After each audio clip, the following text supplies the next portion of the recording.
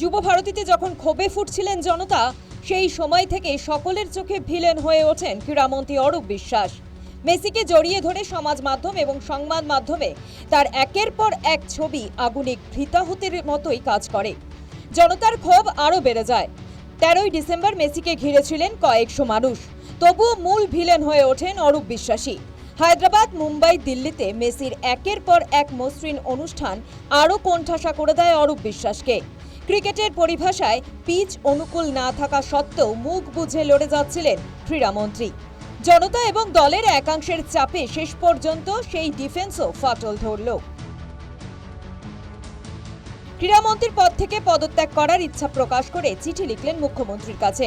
15ই ডিসেম্বরের তারিখে হাতে লেখা সেই চিঠিতে ক্রীড়ামন্ত্রী জানান, নিরপেক্ষ তদন্তের স্বার্থে আমাকে অব্যাহতি দেওয়া হোক। তদন্ত শেষ না হওয়া পর্যন্ত দায়িত্ব থেকে অব্যাহতি দেওয়ার কথা লিখে জানান অরূপ বিশ্বাস। এরপরেই মুখ্যমন্ত্রীর দফতর থেকে একটি চিঠি প্রকাশ্যে আসে।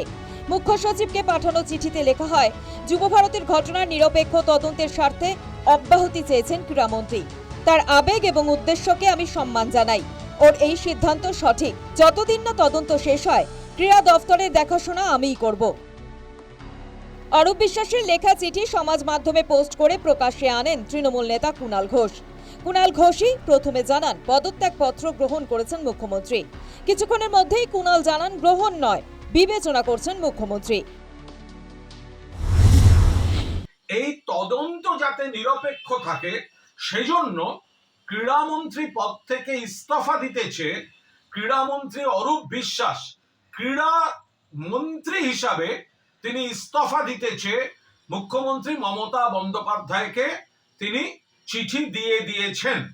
এ ব্যাপারে সিদ্ধান্ত বিবেচনা করছেন মুখ্যমন্ত্রী, কিন্তু অরূপ বিশ্বাস তিনি চিঠি দিয়ে দিয়েছেন। ক্রীড়ামন্ত্রীর পদ থেকে পদত্যাগ করলেও বিদ্যুৎ এবং আবাসন দফতর অরূপ বিশ্বাসেরই হাতে রয়েছে। অর্থাৎ মন্ত্রিসভাতেই থাকছেন পদত্যাগী ক্রীড়ামন্ত্রী। অরূপ বিশ্বাস এবং সুজিত বসুকে মন্ত্রিসভা থেকে বরখাস্ত করার দাবি তুলেছেন বিরোধী দলনেতা। অরূপ বিশ্বাসের গ্রেফতারের দাবি তোলেন তিনি। ক্রীড়ামন্ত্রী অরূপ বিশ্বাস তিনি একটা দপ্তরের মন্ত্রী নন, তিনি বিদ্যুৎ এবং আবাসন দপ্তরেরও মন্ত্রী। একইভাবে সুজিত ঘোষ, যিনি কমপ্লিমেন্টারি টিকিট রাস্তায় দাঁড়িয়ে বিতরণ করছিলেন, তিনিও ফায়ার ব্রিগেড দপ্তরের মন্ত্রী। তাদের মন্ত্রিসভা থেকে বরখাস্ত করে তদন্তের মুখোমুখি হওয়ার নির্দেশ কেন দিচ্ছেন না? 2011 সালে তৃণমূল ক্ষমতায় আসার মুহূর্ত থেকেই মমতা বন্দ্যোপাধ্যায়ের ঘনিষ্ঠ বলয়ে অবস্থান অরূপের। দীর্ঘ সময়ে সেই বৃত্ত থেকে ছিটকে বেরিয়ে গেছেন অনেকে, কিন্তু অজস্র টানাপোড়েনেও অরূপ নিজের জায়গা ধরে রেখেছিলেন। যত দিন গেছে অরূপ তত মমতা ঘনিষ্ঠ হয়েছে। এই সময় প্রায় কোনো বিতর্কের আঁচই টালিগঞ্জের বিধায়কের গায়ে লাগেনি। শেষ পর্যন্ত তার প্রিয় যুবভারতীই ডোবালো। 5 ফুট 7 ইঞ্চির এক আর্জেন্টিয়ান যুবকের ম্যাজিকে অনেক ডিফেন্ডারই মাঠে ধরাশায়ী হয়েছেন। রাজনীতি থেকে অনেক দূরে থেকেও এবার সেই আর্জেন্টিয়ান যুবকের মোহে তলিয়ে গেলেন এক ক্রীড়ামন্ত্রী। News time.